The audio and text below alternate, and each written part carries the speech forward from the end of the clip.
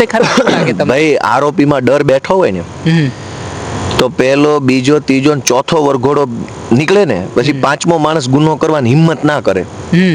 વરઘોડાથી જ ડર બેસી જવાનો હોય તો પાંચમો માણસ પછી હિંમત કેમ કરે છે?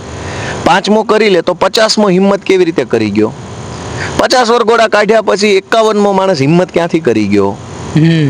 100 માણસના વરઘોડા કાઢ્યા પછી 101 માની હિંમત કેમ થાય આટલું બધું જોયા પછી ક્રાઇમ કરવાની? તો વરઘોડો નીકળશે એટલે ક્રાઇમ કરવાની હિંમત તૂટી જશે એ વાતમાં કોઈ માલ નથી. શું કામ?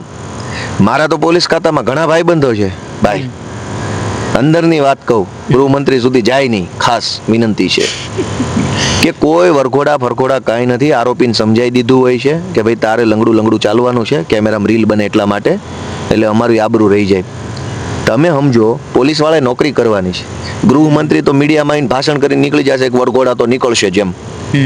પોલીસે 4 ધોકા માર્યા અને આરોપીના વકીલે કોર્ટમાં ફરિયાદ કરી દીધી તો પોલીસને કોણ બચાવશે?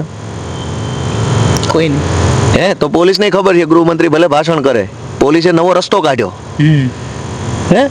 ઓલું નથી કેતા ઊંટે કાઢ્યા ઢેકા તો માણસે કાઢ્યા કાંઠા. સાંભળ્યું છે ના, તમારે મોઢે એ? હા, તો એ કહેવત છે. ઊંટ છે ને એનું શરીર આમ ઉબડ ખાબડ હોય, એટલે માણસ એની ઉપર આમ કાઠું મૂકે સ્ટેબલ કરવા માટે પોઝિશન. કેમ કે ઊંટ ઉપર તમે ડાયરેક્ટ કેમ બેસો? કેમ કે ઢેકા છે એની ઉપર. ઢેકા એટલે આમ ઢોરા વાળી જગ્યા, એમાં બેસી નથી શકવાના. હાથી ઘોડાની ઉપર બેસવા માટેની એની પીઠ એવી રીતની હોય, તો ઊંટની પીઠ એવી ન હોય. તો ઊંટે કાઢ્યા ઢેકા તો માણસે કાઢ્યા